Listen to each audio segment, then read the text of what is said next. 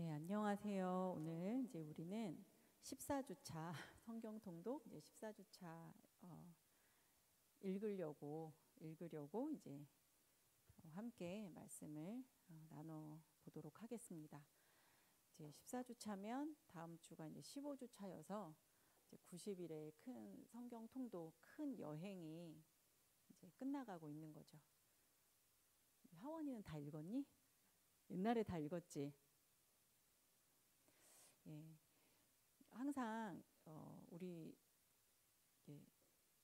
마찬가지일 것 같아요. 사실은 다 구약이 생소하고 너무 이제 긴 역사라서 어렵다 하지만 사실은 구약은 그냥 좀 긴 내용이니까 어려운 거지. 사실 정말 좀 이렇게 읽기 어려운 거는 사실 신약인 것 같아요.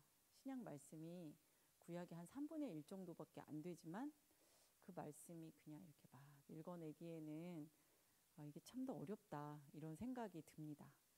모든 하나님 말씀이 같지만 신약은 특히나 다 그렇지 않나 막 이런 생각을 또 준비하면서도 했어요. 아까 시작하시면서 말씀하셨지만 그 연휴 다 잘 보내셨나요? 네, 연휴 보내시면서 이번 우리 성경 읽기 하시는 분 중에 임모 집사님이 엄청 열심히 막 많이 읽으시더라고요. 그래서 저도 되게 밀려 읽는 스타일인데 밀려서 읽으면 이제 좀 집중이 안 되거나 너무 내용이 길어서 힘든 점도 있지만 또 좋은 점도 있어요. 좋은 점은 뭐한 10장씩 읽는 것도 사실은 짧지가 않은데 많이 읽으면 그 내용 전체가 되게 큰 바위처럼 쿵 하고 이렇게 또 말씀하실 때가 있어요. 이번 주에 이제 저는 그 연휴 지내면서 이제 책도 막 챙기고 그래서 여행을 갔는데 성경책을 안 가져간 거예요. 성경책을 안 가져갔다기보다 그 90일 통독책을 안 가져간 거예요. 그래서 이렇게 마태복음, 마가복음 이렇게 그냥 이렇게 번대로 읽고 사도행전 이렇게 읽었는데 사도행전 읽는데 정말 많이 감동을 받았어요. 그게 아마 예전에도 감동 받았을 건데 잊어버렸을 거예요, 분명히. 사도행전 읽으면서 왜 똑같이 예수님 믿는데 왜 이렇게 다르지? 막 이런 그런 마음부터 해서 도전이 되기도 하고 또 참 이렇게 살지 못하는 참 바울이라는 사람도 있는데 참 그렇게 살아내기가 이렇게 어려울까? 막 혼자 그런 여러 가지 생각들을 했습니다. 그런 생각을 하면서도 이제 오늘이 금요일이잖아요. 이제 금요일이고 어저께까지가 쉬는 날이었잖아요. 그래서 막 바울을 생각하면서 막 울고 막 기도하고. 근데 금요일 날이 저희 집 이제 그 재활용 쓰레기 내놓는 날이거든요. 재활용 쓰레기를 내놔야 되고 애들 밥도 먹이고 뭐 이러고서 나와야 되는데 전화가 오는 거예요. 이제 제가 제일 잘해드려야 되는 그분에게 전화가 왔는데 짜증이란 짜증은 다 내고 그러면서 이제 차를 타고 오면서 참 고린도전서 말씀처럼 아는 게 중요한 게 아니다. 아는 것은 사람을 교만하게 하고 덕을 세우지 못하고 중요한 것은 사랑인데 친절하게 말할 수 있는 그 한마디만 하면 되는데 그 친절한 한마디를 할 수 있는 능력이 나한테 없구나. 박영선 목사님 말투로는 참 실력이 없구나. 그리스도인으로서. 그런 생각을 신약을 읽으니까 더 많이 하게 되는 것 같아요. 예. 그러면 우선 우리가 이제 이 14주차 들어가는데 우리가 마태, 마가, 누가, 요한 이 이제 복음서를 읽었어요. 이제 진짜 복음이죠. 예수 그리스도께서 하신 일, 그분의 말, 그 메시아적 행위. 이제 우리가 그걸 읽은 거잖아요. 그걸 읽고 이제 교회로 넘어갔고요. 지난주 말씀처럼 뭐 갈라디아서와 야고보서까지 막 읽으셨을 거예요. 이제 이 교회 시대에 이렇게 사실은 이게 막 역사가 길지 않아요. 그렇죠? 우리가 구약은 몇천 년인데 이거는 불과 구약 이제 성경이 예수님이 부활하시고 그 다음에 아주 끝까지 가봐야 100년이 안 돼요. 기원 후 100년이 안 돼요. 그러니까 이게 되게 초대교회 역사이기 때문에 되게 짧아요.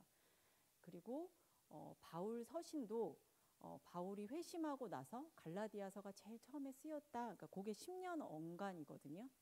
그리고 이제 요한도 사실은 예수님 제자인데 예수님을 봤던 사도잖아요. 근데 그 요한 계시록이 마지막이라면 그러니까 다 정말 짧은 거예요. 한 사람의 인생까지기 때문에 이 초대교회의 역사는 우리가 역사로 이렇게 본다라고 하지만 이제 글이 쓰여진 순서대로 사실 이게 되게 짧은 시간이에요. 그래서 굳이 역사라고 한다면 사도행전을 뼈대로 해서 우리가 보는데 앞부분은 다 아시겠지만 이제 베드로의 이야기가 이제 나오죠. 베드로가 전도하니까 막 3,000명, 5,000명씩 회심하고 그래서 이제 초대교회 공동체가 되고 그 이야기가 나오고요. 그 다음엔 갑자기 바울이라는 사람 이야기로 넘어가게 됩니다. 그래서 바울은 신약의 굉장히 큰 산이에요. 바울의 글이 13개가 있죠. 13개가 있어서 학자들은 이런 이야기를 해요. 바울은 너무나 중요하고 이렇게 사실은 교리가 완성이 되었는데 바울이라는 산이 너무 커서 바울 뒤에 그러니까 바울 서신 외에 우리가 다른 것들을 신약에서 조금 터부하게 되는 것은 아닐까? 이제 이런 이야기도 하기도 합니다. 그래서 우리가 이제 바울의 사도 행전을 보면 이제 교회가 형성되고 그 다음에 이제 바울이 신라와 함께 전도 여행 가고 지난주에 박 전도사님이 이 부분 다 설명하셨더라고요. 바울이 1차 전도 여행하고 그 다음에 2차 전도 여행을 하고 그다음에 이번 주가 3차 전도 여행에 대해서 이야기하는데요. 요 3차 전도 여행이 사실은 한 4년 정도 됩니다. 왜냐하면 에베소에서 2년 넘게 머물렀기 때문에 4년 정도의 기간 동안 여행을 하면서 고린도전서, 고린도후서, 로마서를 썼어요. 그러니까 이때가 굉장히 좀 바울 전도 여행의 그 황금기 아마 신학적으로도 되게 무르익고 이렇게 학자들이 평가를 하더라고요. 이 부분을 이제 우리가 읽을 거예요. 읽는데 우리가 조금 생각해 볼 게 있어요. 사실은 바울이 어떻게 선교 여행을 했고 그가 어떤 사람이고 하는 게 우리는 성경을 통해서만 알 수가 있어요. 많은 자료가 있질 않아요. 그리고 또 하나 초대교회의 모습이 어떤지 우리는 또 그것도 로마 전체 역사가 아니잖아요. 사실은 되게 작은 이런 로마 교회여 봤자 사실은 가정교회였고 몇십 명이 안 모였는데 우리가 로마서 막 이렇게 읽고 막 하니까 어마어마해 보이지만 사실은 작은 집단이고 했기 때문에 역사적으로 알 수 있는 게 별로 많지가 않아요. 우리가 그냥 사도행전과 그 다음에 거기에 있는 어떤 서신서들 그 후에 교부들의 글을 조금 참조할 뿐 알 수 있는 게 많지는 않아요.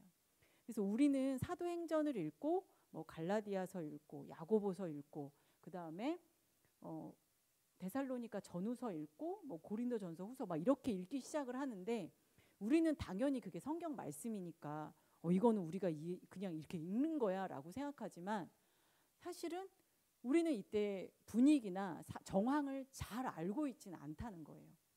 근데 중요한 건 바울의 글은 모두 편지예요.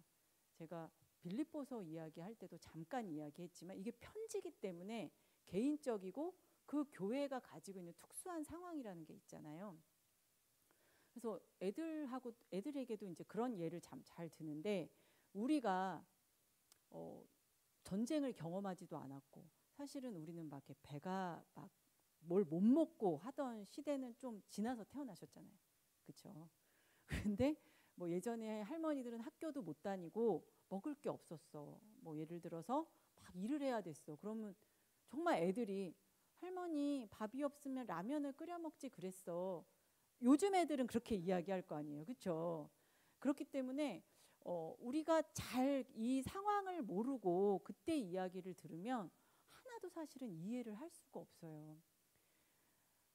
그래서 성경은 우리가 그냥 이렇게 하나님 말씀이고 우리에게 구원에 대해서 하신 말 그걸로는 전혀 부족함이 없지만 우리가 잘 시대 상황을 모르기 때문에 유대파 그리스도인이 있고 헬라파 그리스도인이 있고 이게 어떠한 상황인지 우리는 사실은 그 안에서 알 수가 없어요. 그리고 특히나 우리나라는 그래도 지금 뭐 이제 물론 다문화가 많이 되었지만 우리는 그래도 사실은 우리 교회 안에서도 한국인이 아닌 사람이 없잖아요. 그러니까 다른 문화를 가진 사람들끼리 만날 일이 잘 없어요. 그리고 우리는 본래부터 이방인이었기 때문에 그들이 말하는 그 선민 의식을 물론 지금도 이제 그것에 비추어서 우리가 이해할 수는 있긴 있지만 그들이 가지고 있는 그 유대인이란 정체성이 뭔가 이것에 대해서도 우리가 그렇게 잘 이해하기는 좀 어렵다라는 생각이 듭니다. 특히 우리는 이제 바울의 글을 우리 성경책에 보면 베드로가 쓴 글은 베드로 전후서밖에 없잖아요. 그렇죠?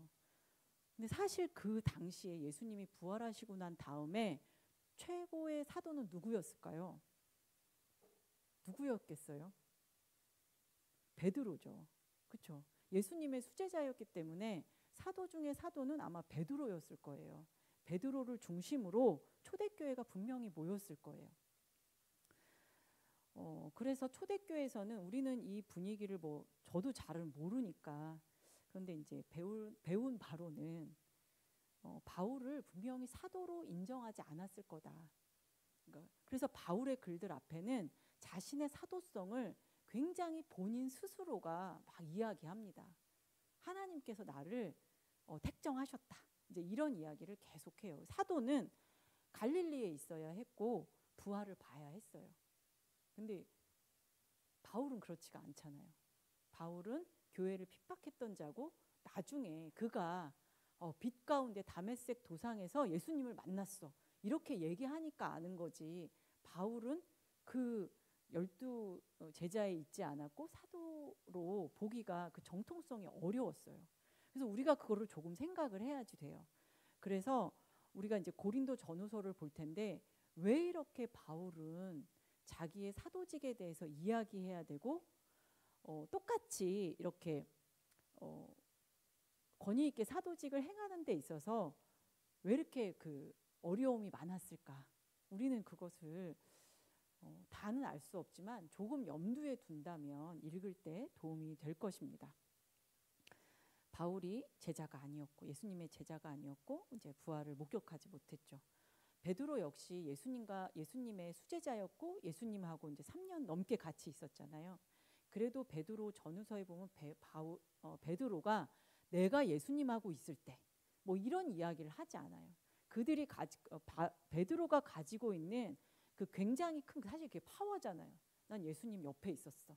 예수님하고 같이 있었어. 이제 이것에 대해서 자랑하지 않아요. 그들은 아무도 뭐 바울 역시도 자기의 환상에 대해서 자랑하지 않아요. 아무도.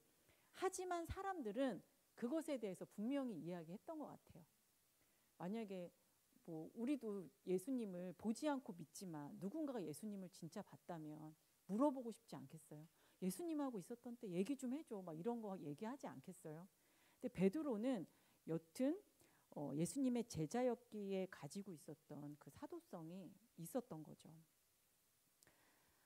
그래서 이제 읽어보시면 이제 다 완곡하게 표현되어져 있지만 그 유대인 교회, 그러니까 베드로 중심의 그 예루살렘 교회, 유대인이었는데 예수님을 믿게 된 사람들, 이 사람들의 성격이 있고요. 그다음에 그 반대로 이방 기독교, 이제 완전히 이방인들이었던 거예요. 그래서 그들은 그러니까 이제 뭐 헬라 문화에 있고 유대인이 가지고 있는 그 정체성이 잘 없는 이제 그 사람 바울 중심의 그런 이방 기독교가 분명히 긴장 관계 속에 있지 않았을까? 이제 그런 이야기를 합니다. 그리고 이제 또 우리가 이렇게 읽어보면서 이제 지난주에 이제 우리 전도사님 이야기하셨는데 갈라디아서와 야고보서가 가지고 있는 상반된 이중성 이런 것도 우리는 성경을 읽으면서 우리는 충분히 분명히 고민을 해야 돼요. 그래서 로마서를 읽을 때도 그냥 우리는 로마서 그럼 이신칭의 칭의론 행위와 관계없이 예수 그리스도를 믿음으로 우리는 구원을 받았어. 이렇게까지만 하면 요즘 이제 이때는 이것에 대해서 되게 딱 방점을 찍었지만 어느 신학자는 이 이신칭의를 이야기하고 이렇게 넘어가면서 사실은 그리스도인으로서 이렇게 살아야 되를 이야기하기 위해 이걸 갖다 쓴 거야. 이렇게 말하는 사람들도 있어요. 그렇기 때문에 우리는 그냥 생각 없이 막 읽는 것이 아니라 생각하면서 성경은 분명히 같은 성경책인데 서로 다른 걸 이야기하는 것 같은 느낌? 근데 그거를 그럴 수도 있지. 정황이 틀리다고 했어. 이렇게 그냥 넘기는 것이 아니라 우리는 고민할 때 보석을 얻을 수 있어요. 그 보물을 얻는 거죠. 행위는 어떠한 것을 가지고 있는가. 근데 분명히 성경에는 구약에도 그렇고 베드로도 그렇고 마태복음도 그렇고 행위에 대한 심판을 분명히 하나님 말씀하셨거든요. 이제 바울에 대해서 이제 이야기를 하겠습니다. 바울 이제 이야기 이제 시작하면 우리가 처음 바울을 만나는 건 이제 사도행전이죠. 사도행전에서 열심히 스데반이 돌로 맞아 죽을 때 그 옷을 맡았던 증인이었던 그자가 이제 예수님을 만나고 예수님께서 너는 내가 택했어. 이방인의 사도로 택했어. 이제 이렇게 해서 이제 시작이 되죠. 그리고 바울의 뭐 다른 부분은 많이 생략이 돼 있어요. 그래서 사실은 바울이 바로 전도했는데 그 몇 년 아라비아를 갔는지 우리는 이제 잘은 알 수가 없어요. 그렇게 말하시는 분도 있고 아니기도 하고. 근데 여튼 사도행전에 보면 바울이 이제 1차 전도 여행을 떠났어요. 그래서 바울의 설교를 듣고 이제 바울의 선교 모형은 똑같잖아요. 회당으로 가죠. 유대인들이 모여 있는 회당으로 가서 설교하고 그들과 예수님에 대해서 예수님이 죽고 부활하셨다라는 걸 이제 그들에게 전하는 거죠. 그래서 우리도 알다시피 사두개인들은 부활이 없다 하지만 바리새인들은 부활을 믿었기 때문에 그 중에 제사장 중에도 회당장 중에도 예수님을 믿는 사람들이 이제 나옵니다. 그리고 이제 2차 선교 여행할 때 잘 아시는 것처럼 마가 문제로 이제 갈라서죠. 바나바하고 갈라서게 되고 아시아로 가고 싶지만 마케도니아로 가게 되는 일이 2차 그 선교 여행에서 있었어요. 그다음에 3차 선교 여행을 이제 우리가 들어가게 되는 거죠. 그래서 이제 늘 이 안디옥에서 시작을 합니다. 안디옥 교회에서 이제 시작을 해서 이렇게 그냥 보세요. 이렇게 전도 여행을 떠납니다. 우리는 잘 모르는 지명들이고 또 이 지명이 지금도 이제 같지가 않죠. 그리고 브리스길라와 아굴라 부부를 이제 만나게 되고 이렇게 해서 대단하죠. 이게 육로로 이렇게 돌아오게 됩니다. 그리고 이제 고린도 교회는 이제 고린도 교회에 대해서 이제 한번 이야기를 해볼게요.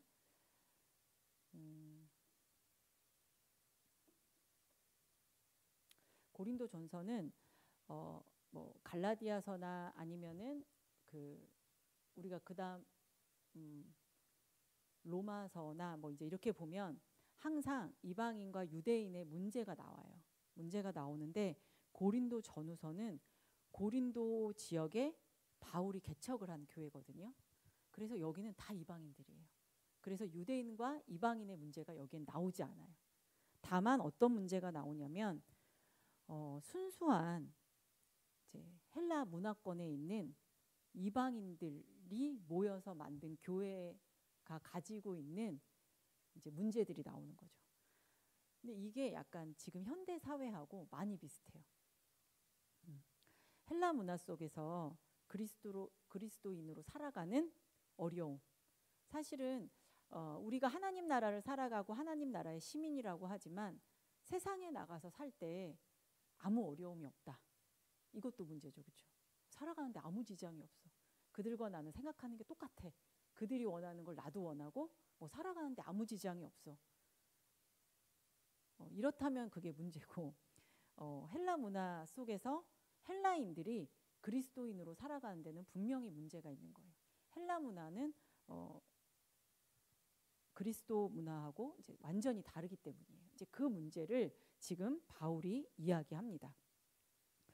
바울이 한 18개월 정도 동안 고린도 지역에 있으면서 이제 개척한 교회라고 해요. 그러니까 꽤 오래 있었죠. 이 도시는 운동 경기를 막 좋아해요.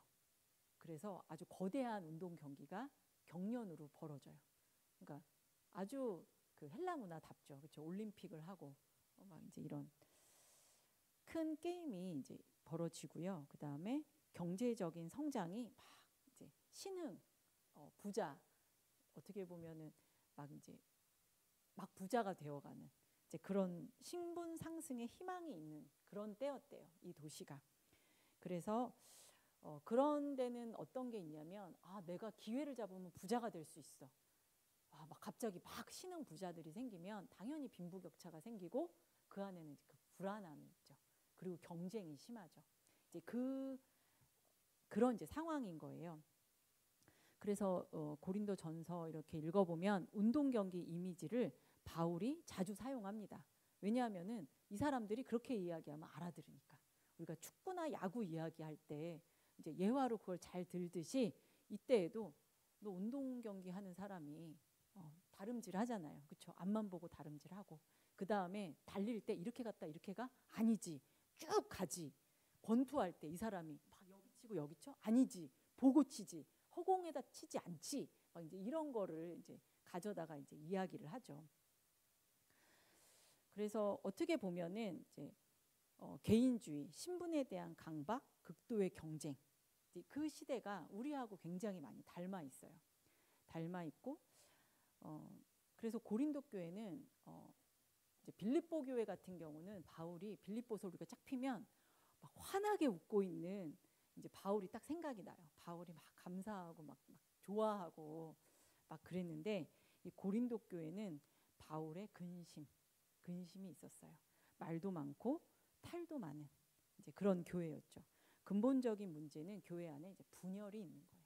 분열이 있어요. 그래서 이제 바울이 너희들의 풍성한 은사와 언변으로 감사한다. 이 말은 사실 굉장히 비꼰 말이라고 해요. 질책이 담긴 이야기인 거예요. 그래서 처음 시작할 때 이제 당파가 있어요. 나는 게바에게 속했다. 나는 베드로파다. 이러면은 아까 제가 말씀드린 대로 베드로 자체로 권위가 있었어요. 사도의 권위. 그러니까 나는 베드로파야. 그래서 보면은 나는 영락교회를 다녔어. 나는 영락교회 우리 엄마는 권사님이셨어. 막 이런 거 맞을까요? 이런 비유가.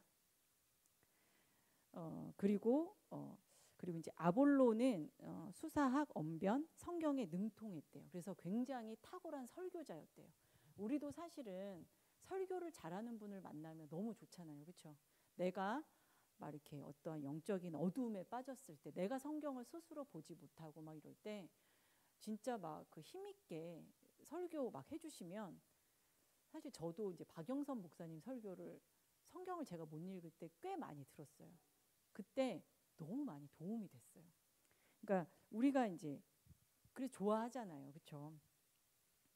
그래서 분열에 대해서 분열이 많았어요. 그래서 이제 바울이 케이크처럼 예수님이 잘라져 있냐, 피자처럼 예수님의 몸이 잘라져 있냐, 그렇지 않잖아요. 그렇죠? 근데 교회가 예수님의 몸인데 잘라져 있는 거예요.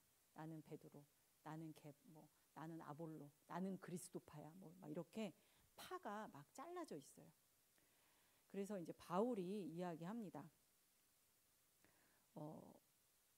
로마 그 헬라 철학이 있겠죠. 그렇죠? 헬라 철학이 말하는 그들은 지혜를 좋아하잖아요. 함께 말하고 막 그 지혜로운 말을 좋아했어요. 근데 바울이 이야기해요. 나는 언변으로 너희들에게 전도하지 않았어. 나는 성령의 능력으로 너희들에게 전도했어. 그리고 나는 십자가의 미련함으로. 그러니까 예수 그리스도는 하나님의 그 능력은 그 너희들이 말하는 그 미련함, 십자가의 미련함이다. 이제 그런 이야기를 합니다.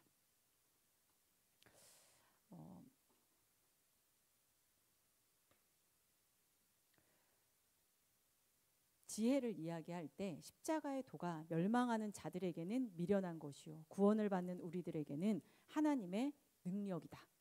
그러니까 바울은 일부러 더 언변이나 그들이 좋아하는 수사학을 가지고 전도한 게 아니라 바울은 그대로 언변에 능하지 않지만 성령의 능력으로 내가 너희들에게 전했다.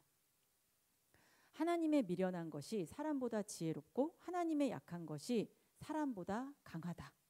하나님이 세상이 미련하다고 여기는 방법, 십자가형 당한 메시아를 통해서 세상을 구원한다. 이게 바울의 이제 역설이죠. 형제들아, 그리고 이제 이야기해요. 그들이 이제 서로 잘났다고 이야기하는데 사실은 너희들은 도토리 키재기야. 왜냐하면 하나님은 너희들이 육체대로 자랑하지 못하게 하려고 세상에 미련한 자들을 부르셨어. 형제들아, 너희를 부르심을 보라. 육체를 따라 지혜로운 자가 많지 아니하며 능한 자가 많지 아니하며 문벌 좋은 자가 많지 아니하도다. 아무 육체도 하나님 앞에서 자랑하지 못하게 하려고 너희들을 부르셨는데 그들이 서로 팔을 짚고 막 자랑하는 거예요. 그러지 말아라. 그러면서 바울이 너희들에 대해 이제 자라야 되잖아요. 그렇죠? 18개월 동안 바울이 있었고 이렇게 있었는데 이들이 자라질 않는 거예요. 그러면서 바울이 막 실망하고 그들에 대해서 이제 이야기합니다. 너희를, 그러니까 형제들아, 내가 신령한 자들을 대함같이 너희들에게 말할 수가 없어. 너희들은 여전히 육체에 속해서 영적인 이야기를 알아들을 수가 없어. 그리스도 안에서 어린아이들한테 이야기하는 것처럼 내가 이야기한다. 그러니까 이제 어른에게 어른으로 자라야 되는데 계속 똑같이 뭐 예를 들어 여기가 태아가 있고 내가 있는 제가 있는데 똑같은 거예요, 수준이. 이제 그러면 안 되잖아요, 그렇죠? 그래서 내가 너희를 젖으로 먹이고 밥으로 아니하였노니 이는 너희가 감당하지 못한다. 근데 지금도 그렇다. 그러니까 계속 젖만 먹고 부드러운 음식만 먹고 밥을 먹어야 자라나는데 그러지 않는다는 거예요. 너희는 아직도 육신에 속한 자로다.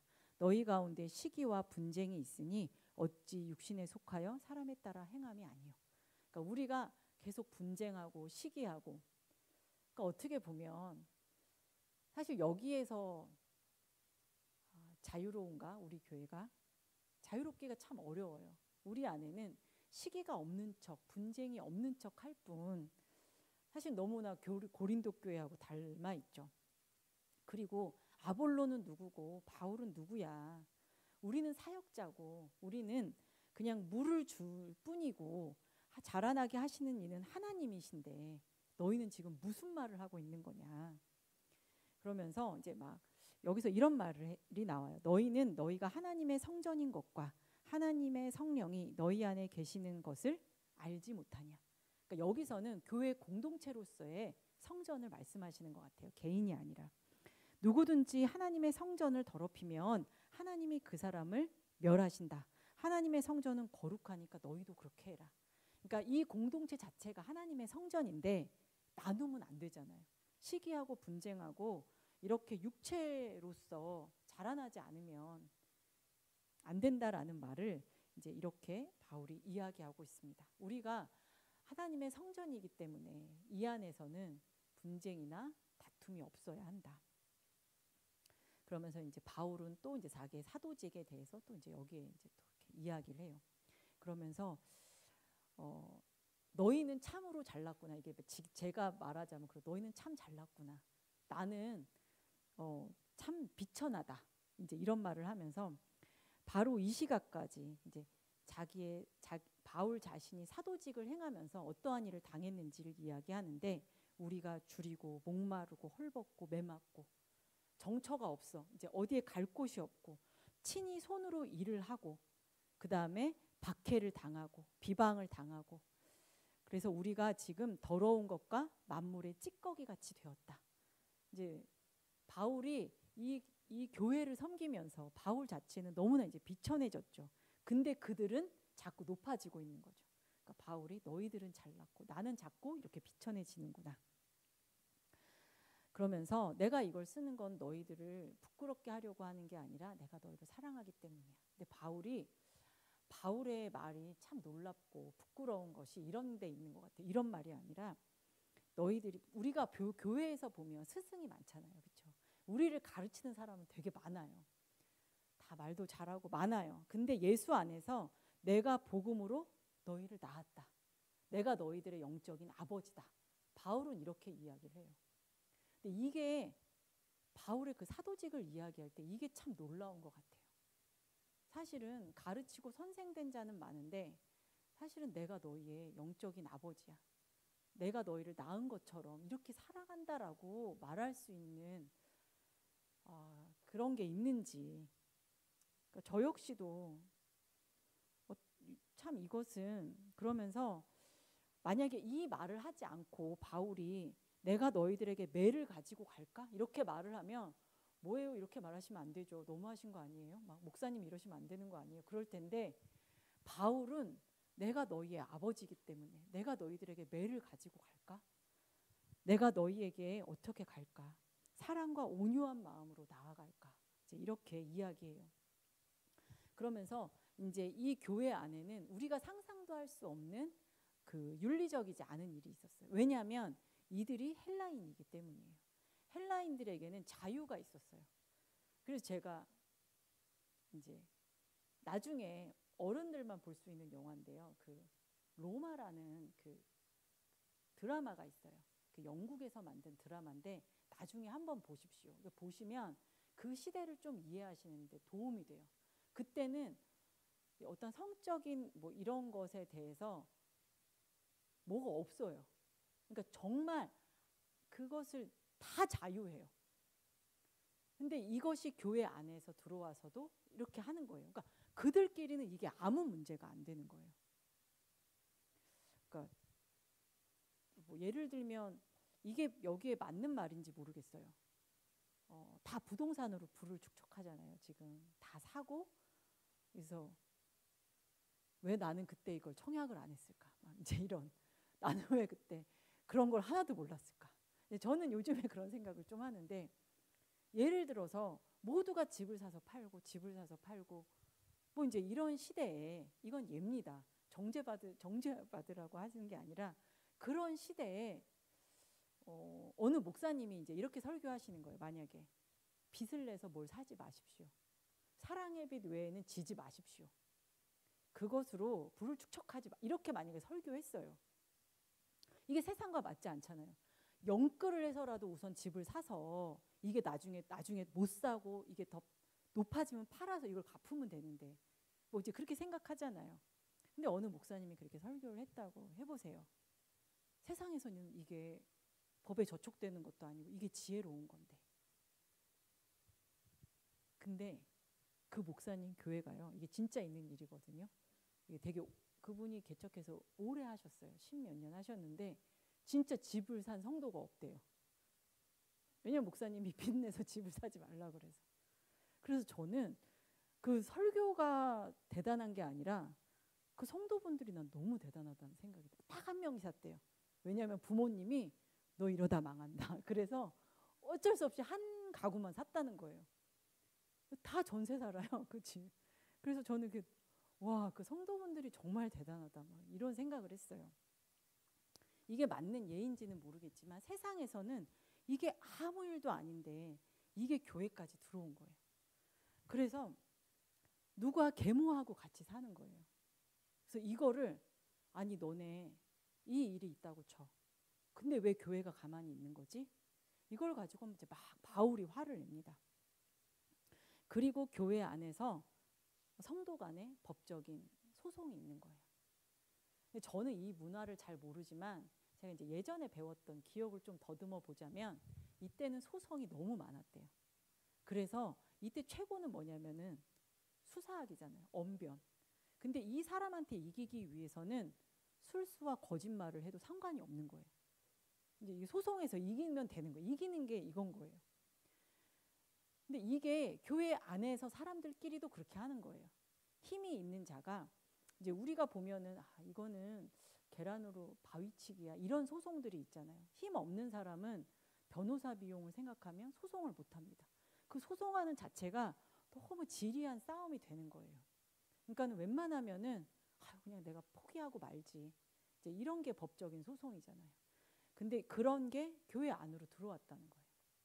그러니까 아마 우리가 아는 이 당시의 소송은 조금 더 다른 것 같아요. 힘없는 자의 것을 빼앗는 것. 아마 이런 것도 포함이 되어 있지 않을까? 이제 그런 이야기를 하기도 합니다. 근데 저는요, 제가 예전에 섬겼던 교회는 정말 이 소송을 했어요. 장로님들끼리. 근데 이게 교회법으로 해결이 안 돼서 대법원도 갔었어요. 그래서 저는 정말 이게 요즘 우리 교회에 없다고 해서 이 시대에 없는 일이냐? 그렇진 않아요. 진짜 이게 서로 자신이 옳다라고 하면 방법이 없는 거예요. 그래서 교회에 접근하지 못하도록 세상 법에 의해서 이제 그런 판결도 받고 했습니다.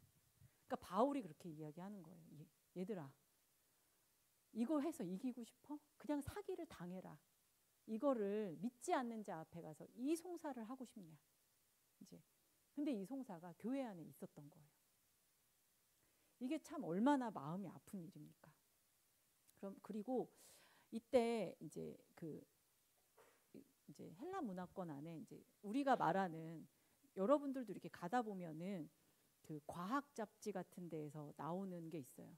나는 보이는 걸 믿는다. 뭐 이런 식으로 너가 최고야. 뭐 우리 시대가 말하는 것들이 있잖아요. 근데 이때에도 뭐가 있었냐면 모든 것이 가능하다. 그 자유. 그 다음에 이제 이 영과 육을 확 나눴기 때문에 우린 영적으로 구원받았고 몸은 뭐든지 가능해. 이런 사상이 교회 안에 들어왔다는 거예요. 그래서 바울이 이제 이 말을 가지고 이제 이야기하는 거예요. 모든 것이 내게 가나, 우리가 다 모든 건 난 할 수 있어 이렇게 이야기하는데 너에게 모든 게 유익한 게 아니야. 나는 그렇게 할 수 있지. 하지만 그게 모든 것이 유익한 게 아니고 내가 모든 거 할 수 있지만 나는 무엇에든지 얽매이지 않겠다. 그러니까 자유는 무제한인 것처럼 되지만 그러면서 이제 음식은 배를 위하고 배는 음식을 위한다. 여기서는 어떤 이제 성적인 이런 것들이 우리가 배고프면 밥 먹는 것처럼 이것은 너무나 자연스러운 욕구이기 때문에 이건 도덕적으로 어떻게 뭐라고 말하지 말아라. 이제 이런 게 되게 만연했던 것 같아요. 그래서 여기에 바울은 이제 부활에 대한 이야기를 여기다 가져다 넣습니다. 우리의 몸은 음행을 위하지 않고 오직 주를 위하여 주는 우리 몸을 위하신다. 하나님이 예수님을 살리셨잖아요. 그 능력으로 우리를 살리실 거야. 그래서 우리의 몸이 그리스도의 지체이기 때문에 우리가 그렇게 하면 안 된다. 창녀의 지체를 우리가 만들면 안 된다. 이게 바울이 이야기합니다. 그러면서 너희 몸은 너희가 하나님께로 받은 바 너희 가운데 계신 성령의 전인 줄 알지 못하냐. 너희 자신은 너희 것이 아니다. 그러니까 그 시대 헬라 그 문화가 말하는 것과는 다른 이야기를 바울은 이야기하고 있습니다. 그래서 값으로 산 것이 되었으니 너희 몸으로 하나님께 영광을 돌려라. 이렇게 이야기하면서 이제 그 뒤는 결혼 이야기, 그러니까 미혼자 이야기, 또 기혼자 이야기, 그 다음에 뭐 이런 이야기들에 대해서 이제 바울이 조언합니다. 그 다음에 이제 결혼 안 한 사람 처녀들에 대해서는 이제 바울이 뭐라 그러냐면 내 생각에 이게 좋을 것 같아. 이제 임박한 환란이 있으니까 결혼하지 마. 이제 이렇게 이야기를 해요. 그러면서 장가를 가면 너희가 하나님을 어떻게 기쁘시게 할까 이렇게 생각하지 않고 부인을 어떻게 기쁘게 할까 이렇게 너희 마음이 나뉘잖아. 이제 이렇게 이야기하죠. 그래서 이제 카톨릭 신부님들은 결혼을 안 하는데 어떻게 생각하세요? 어쩔 때 보면 정말 그렇잖아요. 마음이 너무 다 나뉘잖아요. 그렇죠? 나오면서 설교도 해야 되고 쓰레기도 버려야 되고 막 이렇게 짜증도 내야 되고 막 이런 여러 가지 삶들이 우리에게 막 다가오잖아요. 그렇죠? 그래서 이제 결혼한 사람들은 신부님들을 약간 좀 그렇게 하는 게 있잖아요. 나도 이것만 하면 잘할 수 있어. 막 이제 그럴지는 모르지만 이제 그것에 대해서 바울은 너희들의 마음이 나누니까 근데 하지만 결혼하는 게 나쁜 건 아니야. 근데 이런 이야기를 합니다. 그리고 우상 제물에 대해서도 이때에는 그 로마라는 영화를 보면은요 온통 그 모든 구석구석마다 그 촛불을 켜놔요. 그 얼마나 신이 많은지 모든 곳이 다 이제 그 예배드리는 것이고 그 다음에 이게 다 돼지 잡고 그 뭘 나갈 때마다 이제 뭐 이렇게 배 갈라서 돼지나 소의 배를 갈라서 점을 치고 뭐 이게 너무 이제 일상적인 거예요. 그러니까 모든 고기는 이제 거기를 통해서 나오니까 이제 이것이 문제가 되죠. 그것을 먹을 것이냐 말 것이냐. 근데 사실은 음식 자체는 중립적이라는 거예요. 어떤 선하지도 않고 악하지도 않아요. 그런데 내가 이렇게 제사 드린 그걸 먹어서 누군가가 나 때문에 시험에 든다면, 마음이 약한 성도가 시험에 든다면 나는 평생 고기를 먹지 않겠다. 바울은 이렇게 이야기합니다. 그러면서 이제 덕을 세우는, 모든 것이 가하지만 모든 것이 덕이 되는 것은 아니니까 나의 자유를 나는 포기한다. 그리고 뒤에도 사도적인 권리를 바울이 굉장히 많이 포기해요. 바울은 사례비를 받지 않았대요. 교회를 다니면서. 근데 얘들 이제 이야기하죠. 군인이 자기 돈으로 군화사 입고 군복사 입고 그러면서 전쟁하는 군인 봤어? 아니잖아요. 그렇죠? 그걸 다 주잖아요. 그런데 바울은 다 받을 수 있는 걸 포기했다라는 거예요. 그 이유는 내가 복음을 전하는 데 있어서 아무런 장애가 없게 하기 위해서. 그리고 교회와 내가 어떠한 그 계약 관계, 난 이런 것에 놓이는 것을 원하지 않아서 바울은 그 복음을 전하는 데 있어서, 그리고 내가 이것은 잘해서 그걸 받는 게 아니야. 하나님이 나에게 그 일을 딱 맡기셨기 때문에 이게 내가 칭찬받는 일이 아니야. 이걸 하지 않으면 나는 저주를 받으니까 부득불 나는 이 일을 한다. 그래서 나는 사례비를 받을 필요가 없는 거예요. 나는 그 일을 원래 해야 되니까. 이제 이런 말들을 합니다. 그리고 이제 바울이 유대인을 얻을 때는, 유대인을 이제 전도하고 싶을 때는 유대인처럼, 이방인을 전도하고 싶을 때는 이방인에게 하는 것처럼, 이게 이제 바울 선교의 황금률이라고 합니다. 제가 고린도 전서 이야기를 좀 많이 했는데요. 이제 그 뒷쯤에 보면 우리가 이제 성만찬할 때 이제 이런 이야기가 있잖아요. 요 전 이제 그 상황으로 봐서 이야기할 때, 성만찬을 할 때에 식후에 그와 같이 잔을 가지시고 이르시되 이 잔은 내 피로 세운 새 언약이니 이것을 행하여 마실 때마다 나를 기억하라. 이거 다 기억하시죠? 성만찬할 때 우리가 이 말씀을 듣잖아요. 근데 이 시대의 성만찬은 사실은 이 신학 교수님이 이렇게 이야기하시더라고요. 우리는 예배에 가요, 이제 이렇게 하고 예배에 오잖아요. 근데 꼭 밥을 먹진 않잖아요, 그렇죠? 근데 이때 이 초대교회 예배는 밥을 먹으러 간다는 거예요. 밥을 먹는 모임이었다는 거예요. 그래서 밥을 먹으러 가요. 우리 공동체와 함께 밥을 먹으러 가요. 이러면서 그 모임에 모인다는 거예요. 그래서 그들이 떡을 먹고 포도주를 먹는 게 그냥 식사를 하는데 이 자체가 성만찬이었다는 거예요. 근데 이 모임이, 이게 사실은 식사하지만 이 자체가 굉장히 거룩한 모임인데, 어떤 일이 있냐면 노동자가 있고 부자가 있잖아요. 집에 있다 오는 사람이 있고 노동자가 있다, 노예가 있단 말이에요. 근데 그 사람들이 일찍 와서 다 먹어버리는 거예요. 그럼 일을 하고 온 사람들은 먹을 게 없는 거예요. 그리고 누군가는 포도주를 너무 많이 먹어서 취해 있는 거예요. 그러니까 너네 먹을 거 없니? 그래서 사도 바울이 뭐라 그래? 너네들 먹을 게 없어? 그럼 집에 가서 밥을 먹고 와. 여기 와서 이렇게 다 먹어버리지 말고 집에 가서 밥을 먹고 와. 이제 이렇게 이야기하는 거예요. 그러면서 그 다음에 우리가 성만찬할 때 우리는 내가 너무 죄를 많이 졌는데, 우리의 인식은 그렇잖아요. 그래서 자기를 살피고 그 후에 이 잔을 받아라 이랬을 때 우리는 내 죄를 살피기가 급급한데, 이 시대의 정황상으로 봤을 때에는 내가 다른 사람을, 누군가는 못 먹고 누군가는 일하느라 늦게 오고, 그런데 나 혼자 거기에 차려져 있는 걸 다 먹어버리는, 그러지 말라는 거예요. 그래서 마지막이 그런즉 결론적으로 내 형제들아 먹으러 모일 때 서로 기다려라. 이 말의 끝이 그거예요. 그러니까 사실은 우리의 지금 문화하고는 조금 다르죠. 그러니까 내 죄만 살피고 이런 것이 아니라, 이때에는 이제 당연히 이게 너무 당연했기 때문에 모여서 밥을 먹는데 나만 배부르면 되냐? 그건 아니다. 예수님의 떡과 포도주, 살과 피를 나눌 때 그렇게 하지 말아라. 이제 바울의 문맥에서는 이제 그렇습니다. 그 다음에 이제 계속 이제 그 영적인 그 성령의 방언과 예언과 막 그러면서 방언을 하지 말고 예언하기를 힘써라 막 이러는데 엄청 그 성령의 은사가 막 풍부했던 교회인 것 같아요. 그렇지만 그 다음에 바울이 말하기에는 그러나 뭐가 제일이라고요? 네, 사랑이 제일입니다. 네, 우리가 사람의 방언과 천사의 말을 할지라도 사랑이 없으면 소리나는 구리와 울리는 꽹과리가 된다.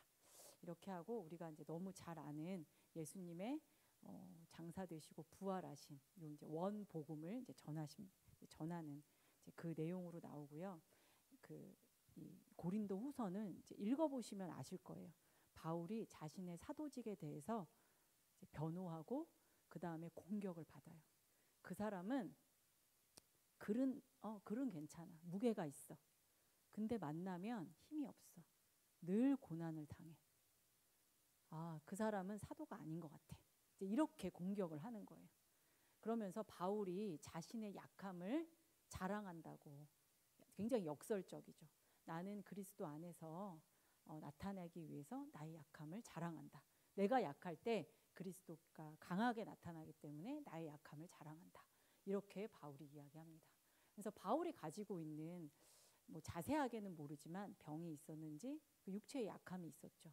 그래서 자기라고도 이야기 안 해요. 어떤 사람이 있는데 그가 이제 세 번째 하늘에서 이제 그 환상을 본 이야기를 이야기하죠. 하지만 그 말은 할 수 없다. 바울이 이렇게 이야기하는데 그렇게 이야기할 수밖에 없는 그 바울이 가지고 있었던 그 약함들.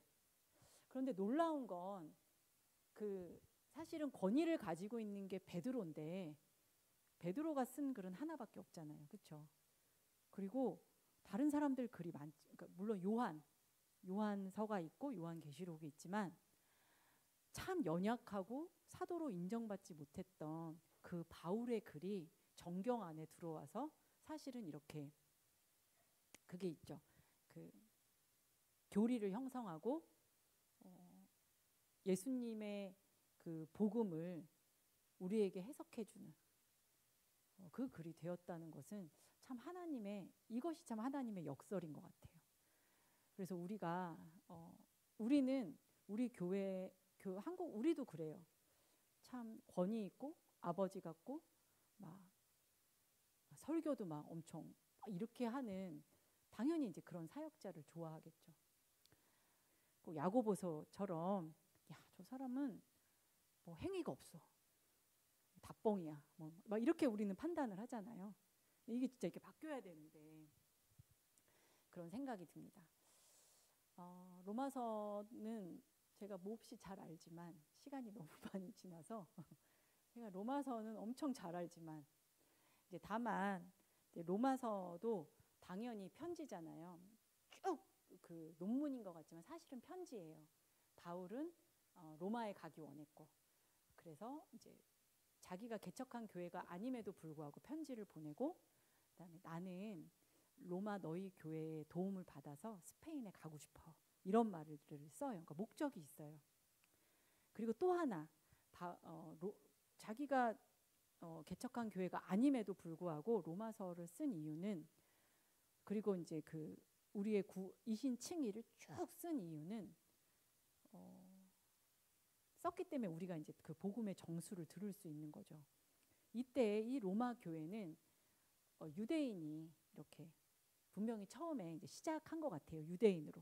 그런데 우리가 사도행전에 보면 그 로마 안에 유대인들을 추방한 일이 있었어요.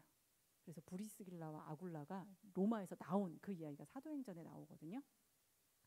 그래서 이 분명히 처음 시작은 유대인 그리스도인으로 시작을 했는데 다 추방이 되니까 이방인들이 이제 여기에 이제 주도권을 가지게 된 거예요. 그리고 이 칙령이 좀 힘이 없어지니까 다시 자기가 살던 로마로 유대인들이 왔죠. 딱 왔는데 이방인들이 벌써 다 주도권을 가진 거예요. 분위기가 이상한 거죠. 그러니까 이방인들이 봤을 때 그 힘들 때 교회가 힘들 때 우리가 지켜냈는데 와서 꼭 자기네들이 주인 행세를 하는 것이 너무 이상한 거예요. 교회 안에 이런 문제들이 있는 거예요. 그러니까 바울이 이야기하죠. 유대인이지만 우리가 모두 죄인이고 그 다음에 이방인도 모두 죄인이고 우리가 모두 죄인이고 우리가 구원받을 수 있는 한 의는 예수 그리스도뿐이다. 이제 그 이야기를 쭉 이야기합니다.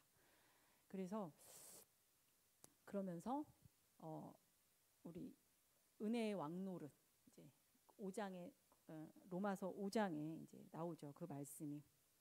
그러면서 그 죄가 있었던 그 곳에서 하나님이 우리를 은혜의 예수 그리스도께서 이제 구원하신 그 은혜의 장소로 우리를 이렇게 바꾸신 거잖아요. 그러면서 죄가 사망 안에서 왕노릇 한 것 같이 은혜도 또한 의로 말미암아 왕노릇하여 우리 주 예수 그리스도로 말미암아 영생에 이르려 합니다. 이제 그렇게 이제 말씀을 막 주는 거예요. 너희 모두 죄인이야. 그러니까 유대인들의 그 선민 의식은 사실은 그게 깨기가 되게 어려워요. 근데 우리가 선민도 아니면서 교회 안에도 이게 있어요. 사실은 나는 너와 달라. 없으세요? 있어요.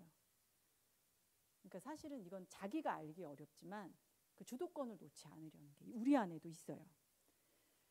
이런 이야기가 있고 이제 그 다음에 이제 쭉 교리를 이야기하고 12절에 그러므로 우리는 어떻게 해야 되냐면 그러므로 형제들아 내가 하나님의 모든 자비하심으로 너희를 권하노니 너희 몸을 하나님이 기뻐하시는 거룩한 산 제물로 드리라. 그러면서 이 세대를 본받지 말고 오직 마음을 새롭게 함으로 변화를 받아 하나님의 선하시고 기뻐하시고 온전하신 뜻이 무엇인지 분별하도록 하라. 이렇게 넘어가죠. 어떻게 살아야 하는가로 이렇게 넘어갑니다. 근데 우리가 잘 잊어버리는 거 한 개만 제가 1분만 이야기하고 끝낼게요. 제가 이제 우리 아이들에게 교리를 가르치는데 하이델베르그 교리문답을 가르쳐요. 제가 이 얘기 몇 번 했을 거예요. 근데 하이델베르그 교리문답의 전체는 사실은 위로예요. 위로. 우리가 너무 좋아하는 위로예요. 그러면서 사나 죽으나 당신의 위로는 무엇입니까? 첫 번째 질문이 이거거든요. 사나 죽으나 우리의 위로는 무엇입니까? 예나야? 예수 그리스도라고? 맞았어. 예수 그리스도예요. 우리의 위로는 예수 그리스도예요. 그러면서 왜 예수 그리스도가 우리의 위로입니까? 예수님의 피로 우리를 돈 주고 값을 치르시고 사셨어요. 그러니까 우리가 우리 게 아니라 예수님이 우리를 사신 거잖아요. 그러니까 그게 위로예요. 위로죠. 그렇죠? 내가 내 게 아니라는 게 위로잖아요. 예수님이 나를 사셨어요. 그 다음에 또 하나 하나님이 우리를 보호하세요. 어떻게 보호하시냐면 머리카락 하나하나까지 다 세신 바 되실 정도로 우리를 보호하세요. 그게 우리의 위로예요. 그 다음에 우리가 잘 잊어버리는 세 번째가 있어요. 이 세 번째가 정말 놀라워요. 근데 여기까지는 알잖아요. 하나님 이신칭의까지는 아는데 내가 어떻게 그렇게 살아요? 이 세대를 본받지 않고 어떻게 내가 새 생명으로 살까요? 그 부분을 로마서에서 이야기해요. 뭐라고 이야기하냐면 성령으로 말미암아. 그러면서 바울이 그러면서 하이델베르그 교리문답 세 번째가 이거예요.